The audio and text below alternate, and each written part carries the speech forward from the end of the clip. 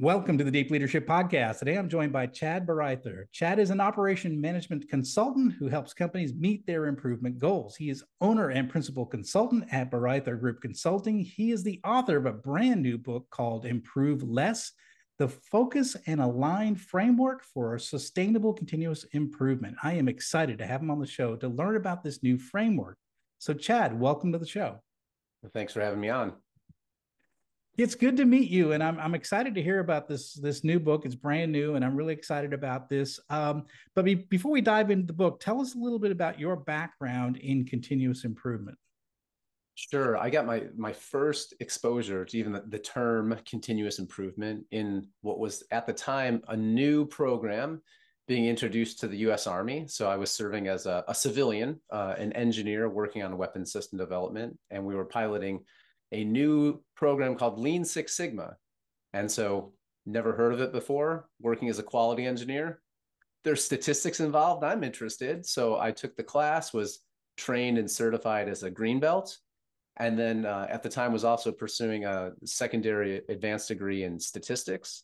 So they asked me, do you want to come on to the team and help us deliver some of the black belt training? I said, problem, I'm not a black belt. They said, well, let's get you trained and certified. So trained and certified as a black belt.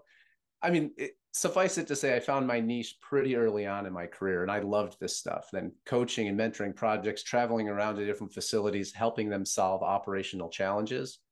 Then I had the opportunity to work for 3 other companies after that, all Fortune 500, and parlayed that into what I do now is really focusing on operations management consulting in kind of the small to medium-sized manufacturing business realm. So what exactly do you do at your company? I know you talk about, supporting operations and what have you, but what do you do and what do companies come to you specifically for? Like what's unique about what you offer to in the way you help companies? Yeah, so I think the unique approach that we take is the partnering of versus traditional consulting, where I'm going to give you the answers, let you do all the work. It's like I'm going to walk through the process with those leaderships.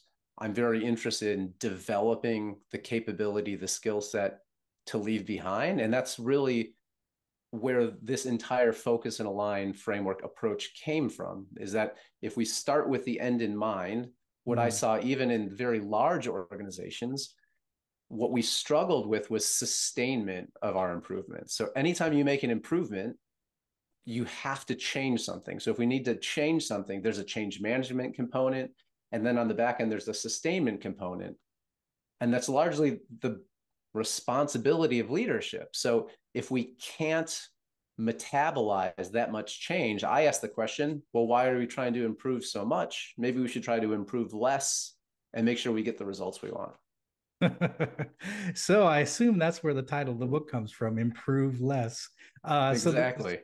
So what you're saying is that we should focus on sustaining the gains versus just keep adding on another program. Is that generally what you're saying? Yeah. So if we make the, not even assumption, if we just learn from experience and we see that after making a change, the results are only stabilized if we focus on sustainment, right? So that change has to be nurtured until it becomes routine behavior, until it becomes a habit. And that doesn't happen overnight.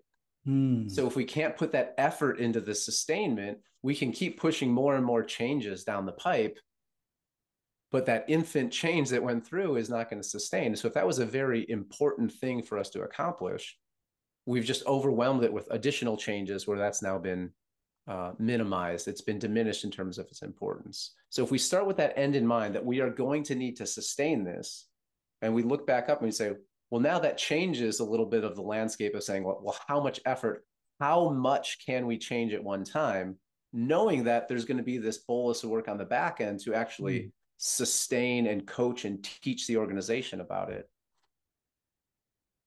When I'm hearing this, all I can think of is like I've led a lot of different manufacturing businesses, and I am guilty as charged of the guy that is really was poor at like allowing us to get to a new plateau level and taking a break and like you say, sustaining that performance. I was always chasing the next shiny metal object for a lot of my career. It's like, okay, well, we got that. We got whatever we got an ISO 9000 certification. Great, check the box. Okay, now we're going to go after this. Now we're going to go after this. And so I was constantly pushing the organization on every different front. And I know at one time one of my managers said, "Hey, can we slow down just a little bit? Like you're so far up ahead of us that we're having a hard time keeping up." And you don't ever stop, take the time to celebrate a win. You're just off to the next shiny metal object. And I saw that a lot in my corporate careers, that we were just chasing so many different programs, that you had maybe, I don't know, 8 to 10 programs in some various stage of being launched at any point in time, to the point where we weren't focused. We weren't working on the things that were most important. We were working on everything else, it seemed like. Is that what you see when you talk to a lot of companies? I do, especially as you start to grow and the complexity increases, and you have all these initiatives. And I've spoken to people, when you're sitting in that middle management layer and you have 5 different people asking for, I just need one person to be on sub team X and one person on sub team Yeah. Y. And pretty soon you're like, well, I have 10 people and you just asked for 5 of them. How am I supposed to run the business? I Yeah. mean, there is a reality of saying we do still need to deliver for our customers and make these changes. The other perspective to look at it is one of wasted effort. So there's a very popular continuous improvement philosophy that's called theory of constraints. And theory of constraints would say you identify your bottleneck, Yeah. you optimize that, exploit that first, and then the bottleneck usually moves somewhere else. There's a 5-step process. We don't need to go in all that here. Yeah. But suffice it to say, if you have a process and you're optimizing steps, making them faster, making them cheaper, whatever, and it's not the bottleneck, the plant, the site, the company actually doesn't see a benefit from that. And Yeah. so why are we wasting all those calories right now making improvements that this one process can't keep up with? So can we focus down to, and it doesn't mean you have to move slow, right? You can move quickly if you're focused, quickly and tactically, and say, if we improve that, great. The answer is not no to all those other improvements. Maybe it's just not yet. If we can get this solved first, focus on this problem first, then does it become more evident where we need to go after that?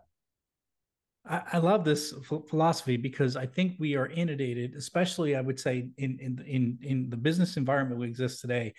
We got so many things coming at us from an external standpoint, especially if you're like you said, you're a little bit bigger, a little more complex, and you're dealing with all the internal issues that you're dealing with. Then you're also dealing with COVID and supply chain challenges and all these things that are coming at you. That I think that we lose track. I always say leadership is motivating a group of people to accomplish a goal. We never work on those 3 things. We don't work on motivation, people, and goal. We're working on everything else. And I think that's what we get a little bit frustrated. Our employees get frustrated. Our employees, they're no longer engaged because there's too many things that they're working on. And so I think part of the job of a leader is to prioritize and say, this is the bottleneck. We need to work on this. Don't worry about that right now. Let's focus. And I think that's part of the job of the leader, is to sort of help prioritize the people, right? Oh yeah, 100%. And there's some risk in that, right? Because it's Yeah. unknown. So it's not uncommon that leaders will hedge their bets. Like, well, if I don't know if this is the one most important thing, I'm going to start these 5 things. And one Yeah. of those should help me. But if we take the diligence and the discipline as the leader, so let's do the analysis, make our best estimate, and say, this is where I am putting my chips down, man, that it's way easier to rally your team behind that, right? And say, like, this is what we want to accomplish, and this is what's the most important thing right now. Yeah. Yeah. Yeah, that makes a lot of sense. Absolutely. So the book is called Improve Less. What inspired you to get this book written and get it out to the publishers, and now you have it in your hand? What inspired you to do it? Yeah, well, it's funny. I started writing for me, right, to look at my approach, and I had been delivering for clients, and certain things I was coming in at different points, but certain things were always consistent, and there was always this frustration of, like, when I was still in corporate, of, but how do we make sure it's still there 2 years from now? Mm. And so I'm like, well, how would I design the process if I could, and I can design it now, if I could design the process, how would I design the engagement? So I started writing down for myself what that would look like. Then I said, oh, I should turn this into a PDF and like put it on my website for customers to look at. And I was meeting with a coach and they read it and they said, this is a book. So I'm Yeah. like a book? Okay. So now I will admit, I know you've written as well. Yeah. That process to go from like words on a page to book is not like quite as linear as I thought it was going to be. Yes. Yeah. But I think that's the, it's I wrote my books later in life, and I was like an old dog in new tricks, and it was fun. I mean, I got a chance to meet a lot of people. I talked to a lot of authors during the process. I actually hired a writing coach, and you're right. It's like a complete unknown if you've never done it before. But once you do it, you're like, oh, well, I'm an author now, and it's like you do something that's very difficult and you've never done it before. And just like anything else, you stink at it in the beginning, and then eventually you figure out, oh, okay, I can do this. This is something can be done. So yeah, well, congratulations. And when does the book come out? On October 3rd, Oh, wow. So 2023. So next week yeah, from when we're recording. Absolutely. That's fantastic. So we touched on a little bit. So what's the problem with a lack of focus and a lack of alignment within an organization? We've been dancing around it, but if we get specific, so when we lack focus, you end up wasting your time and in some cases losing customers. In a service business, you might hear things like niching down, right? If I don't have a focus on who I'm trying to serve, I'm trying to be everything to everyone. Okay, so now take that into your operations. If we're trying to do everything for everyone, well, what are we focused on really improving now? Like, what's the most important thing for us to improve? And so we end up spreading our efforts, kind of thinly dabbling in everything, and it's a waste of time and potentially impacts your ability to serve your customers. So that's if we don't have focus. Now, if we do have focus and we can't get alignment, so now cross-functionally agree, like that's what we're going to go after. Well, now it's costing you money. Now I have different, fiefdoms and or silos that are championing their own initiatives. And that burns your people out. We mentioned before, you end up at middle management kind of collided with a multiple initiatives of what's the most important thing and having resources here. So that's the challenge, is that when we don't have focus and we don't have alignment, we see people that are end up wasting time and money and not getting the same level of results they would have if they were actually doing less to start with. Yeah, that's and working on less and working on the right things versus working on many things, some of which may never amount to anything. Yeah. Mm-hmm. So you've got this, you call it the focus and align framework. Explain a little bit about what the framework is and just so people can understand the basics of it. Yeah, so the framework is a 5-step process, and within those processes, there's some tailoring, right? But it's a 5-step process to implement what are the key tools of a foundational management system for your operations, right? So it's a process to implement tools to build the system, and that's really it. Rather than starting with the end in mind and saying, well, let's just build a new business management system, we use this process, and again, we build it around a goal. So we don't just say, well, let's just build you a management system because everyone should have a management system. What we do is we build that around a goal and say, okay, this is the goal you want to achieve. Here's the process we're going to follow. And at the end of it, you're going to have a system in place to manage that goal. So that's going to put us through the process improvement, but also build the infrastructure for daily management and process confirmation so that once we achieve that goal, we don't drift off of it. So what does it look like in reality? Is it like a sort of a management dashboard, or is it KPIs? Is it having a team in place that's focused on making sure this doesn't fall out? Are there sort of key indicators, like leading indicators that you can sort of watch? I don't know. I'm just curious to know that, like, Yeah. when it's all said and done, what does it kind of look like for the management team? Yeah, so for the management team, we have a top level goal or objective. So our strategy is outlined in a framework that's objectives, goals, strategies, and measures. So that's Okay. what we want to accomplish in words, what we want to accomplish in numbers, how we're going to get there in words, how we're going to get there in numbers. So that cascades through a tool that we use, which is called a KPI, key performance indicator tree. And that is unique to every business. I don't have a boilerplate KPI tree that says, like, this is the management system you're going to create. How do you run your business? How do you achieve these different requirements? And then we cascade that through for ownership depending upon function and level in the organization. the part that you mentioned at the end, the dashboard, yes, eventually this comes to some sort of daily management with a visual management component to that, where we say, if this is a key metric that's indicative of this process to deliver a requirement to support the goal, we should be talking about that on a regular basis. So we do build some sort of dashboard. Sometimes it's a whiteboard on the production floor. Yes. Sometimes it is a digital touchscreen on a Microsoft Surface Hub. The level of technology and implementation doesn't really matter. The concept is the same, that we identify the leading indicator metrics that tell us if our processes are operating correctly and that we should be predicting of hitting our goal. And then we run that playbook in through it's called the Deming cycle: plan, do, check, and act. So on that cadence, we're reviewing our performance and then daily problem solving to make sure, like, how do we right the ship to make sure that we're still heading in the direction of the goal.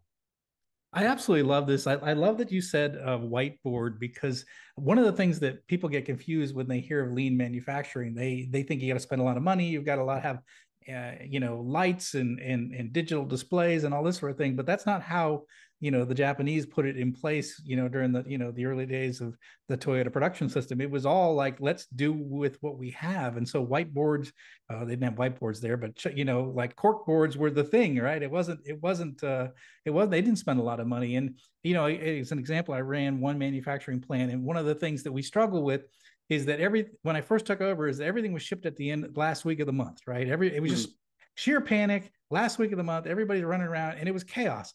And the quality dropped, the productivity dropped, the amount of defects and scrap, and so it was chaos. So one of the primary goals that I had was to equalize the shipments throughout the month. So we would actually track our revenue per month, right? And it used to always be a hockey stick. And I was like, no, we're going to do it every day. But one of the things I did was I had a daily stand-up meeting, and we had these two giant whiteboards that were put together, and had our entire production schedule. And we had goals for every day, and every team leader had to talk about what they did that day, or what they did the previous day, and what they were going to do this day. So the team leaders were accountable for making the daily numbers and talking about if they have challenges. We in those meetings we talk about it, but the only thing we cared about was that graph being a straight line and not a hockey stick. And so everybody was focused on it, and we had the tools to do it, and we did it, and we did it consistently, because it was like we could have worked on scrap, we could have worked on all these other things but the root cause was us pushing everything to the end of the month. And so I imagine through this process, you're going to find the one big item like this it's gonna change everything, right? Yeah. So we start with one, right? Just like we said, but why try to move the needle on 5 until we're good at it? Because it is a muscle memory. Even things like daily stand-up meetings, people will challenge that at first. Why do we have to meet daily? It's like the first question I always get. Right. So rather than like take a strictly tool-based approach of it and just say, start meeting daily. Well, because I asked the question, well, what are you going to talk about every day? In this method, we start with the goal in mind. So now it's visual, and it's easy for leadership to communicate. The reason that we're tracking that, in your case, the reason we're tracking shipments per day is because this is the problem that we're having and we're trying to prevent. Okay, got it. That's why we're going to talk about it, and that's why it's important. And that's the one thing that we're going to focus on. So absolutely, it's a great example. And we build that into the process, not to say you need daily stand-up. It's like by the time we get there, it's like, well, we need some sort of daily management system to track this. Yeah. There's different ways to implement that, and we can talk about that, but we need to be putting our finger on the pulse of this process every day. I just absolutely love it. And it's shifting, it's mind shifting, because you see, like when I know a lot of times in corporate, we go look at best practices. Oh, best practice, they have daily stand-up meetings. We should have daily stand-up meetings. Really? But should we? I mean, what's the goal of our business, and how does that help us achieve a goal? If it's part of the solution, then maybe. I love what you're talking about there. Is let's not do it for the sake of because everybody else is doing it. Does it make sense in our business?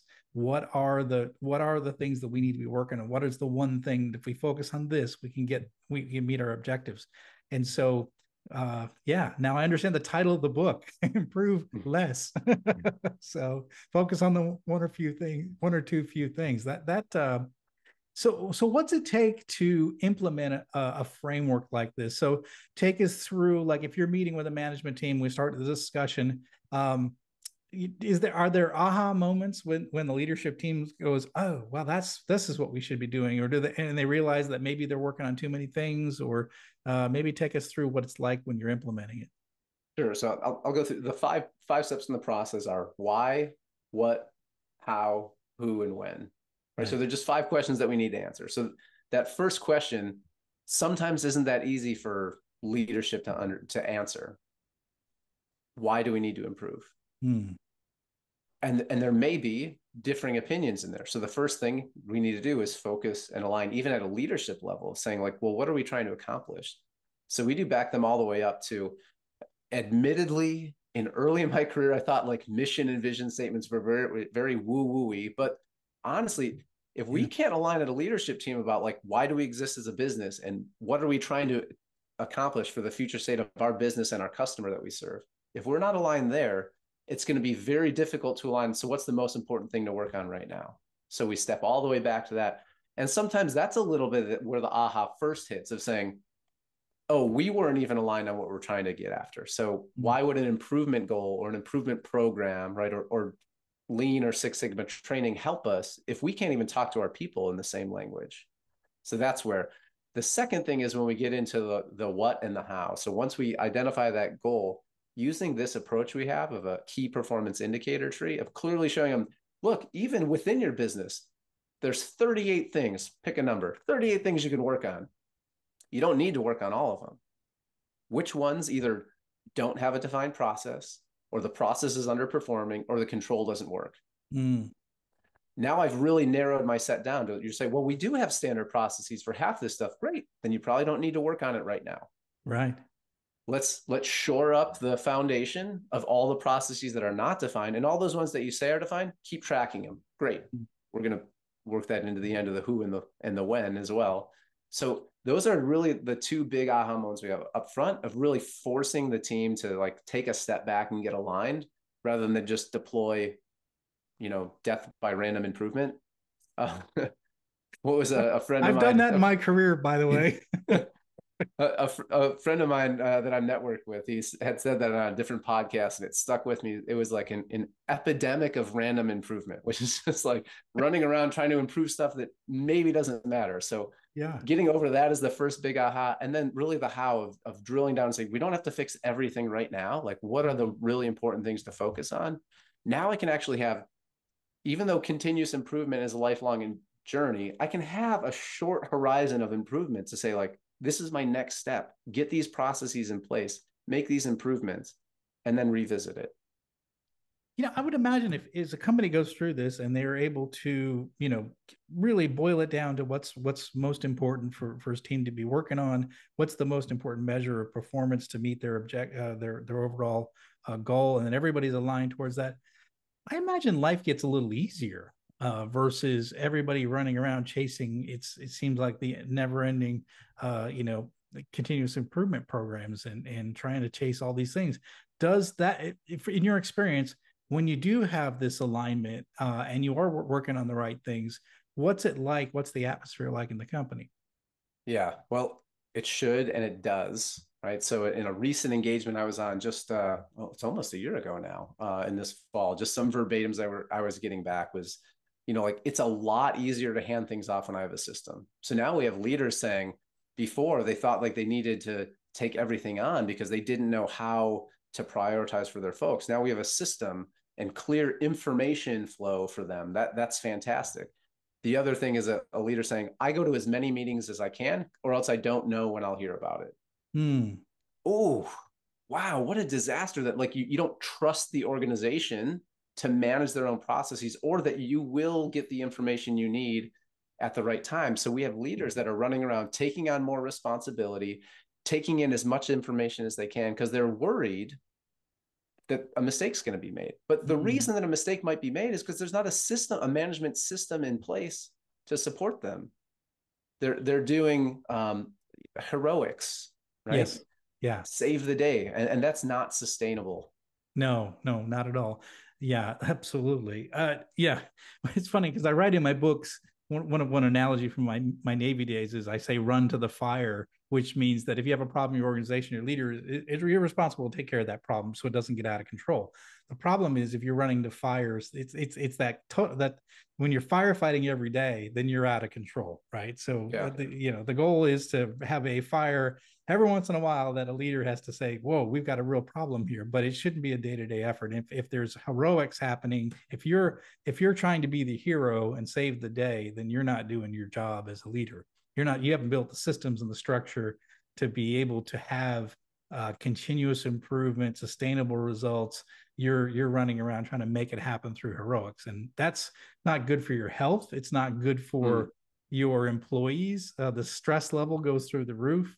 So yeah, I think that that is not a good way to run the business for sure. So, and another perspective to take on this, right, is that as a leader, one of the most important things I'm doing is setting up my successor for success, right? Is that old adage of working yourself out of a job. But am I really trying to make myself, I mean, if I step back, and part of this is where some of the coaching and leader awareness needs to come in as well. There's the softer skills of behavior and culture and leadership awareness as well that need to come along with this process. That if I'm really more worried about what I look like in my performance versus setting the company up for success, right, those can be conflicting viewpoints as well. So really the leader's job is to be building the system and building and developing the people underneath them so they can step up into that role. Man, if they had a system where the business almost ran on autopilot, how much easier for the person to come behind and say, I can take the wheel, I can handle that. Wow. That's really eye opener, especially for small business owners that maybe they want to pass their business on to the children someday, or maybe they want to sell their business someday. If they've got a system or a process, it's going to be much easier to be able to deal with the next group of people that come on. But the other thing too is I think you're right on target with, the role of the leader is not just the day-to-day firefighting, right? It is to build the systems, build the processes, and to train up the successors, and essentially put themselves out of a job. And too many entrepreneurs I've talked with are they're running around trying to be heroes versus putting that system in place. And the thing is, and what ends up happening is when that person goes away, the company falls apart because it's all held together through heroics. And that's what so entrepreneurs, if you're listening in, don't be a hero in your business. Build your systems, make it easy on your life for sure. Absolutely. One thing I was going to ask you, a lot of people say Lean and Six Sigma. Well, that's for manufacturing businesses only. So tell us about the system that you have here. Is it just for manufacturing business, or is it for all types of business? Well, so next week I'll be presenting at a conference with a colleague that's in health and human services. So also applies in that vein. At that same track, they'll be talking about higher education and healthcare, and of course manufacturing. But if I just talk about health and human services for a second, look, there's a process that needs to be followed. Consistent process gets consistent results. And when you take some of that process away and then you wonder why you get inconsistent results, it's pretty eye-opening to say, well, because we drifted from the process. So now our results aren't predictable. And some of these services are providing essential needs to the community. Like if you can't be financially viable and responsible, you're not going to stick around. So it also works in areas like that. I've done work in the utility industry, field service, right? Where, okay, that's not manufacturing, but there's a standard process. Yeah, you're outside. So weather, terrain, neighbors, right? There's a lot of variations that you have, but still there's so much of that, the prep for the job, the design reviews, that there's so much that can be standardized, and we're just trying to reduce variation so that the job is predictable. And so to say it's only applies in manufacturing doesn't hold up. And I think we were talking, was that before we started record, talking about it was before, our R&D and transition into manufacturing. And if research and development is going to miss time points by 20-30% of schedule, how can you say, well, that's just because that's R&D? No, that's a miss on the process. Yeah absolutely. So listeners, when you're hearing this stuff and you think, well, Lean and Six Sigma, that doesn't really apply to me, I've got a service business, or I've got pizzeria I'm running, or I've got a call center, or what have you. Yeah, these all work standard processes, basically making sure your team is working on the right things. This works for all types of businesses. This has been fantastic, Chad. Chad, or I was going to say, what final message would you like to leave with our listeners? Yeah, it is. If you're going to pursue improvement, process improvement, continuous improvement, whatever you want to call it, Lean Six Sigma, just pause and start a little bit with the end in mind of like how much effort it's going to be to implement and sustain. And then maybe pare back, make sure that your eyes aren't bigger than your stomach. You're going to have to metabolize all that change. So you get better at it, right? So as you've done it over and over again, you understand how to implement and sustain. So then you can take on more. But if you just start off with like, let's get everything on the table, it actually leads to disengagement. Now people don't trust the program, or they put forward an idea for improvement and nothing happened. And how much better to say, start with less, execute, show the results, and then build a little bit of consensus in your team.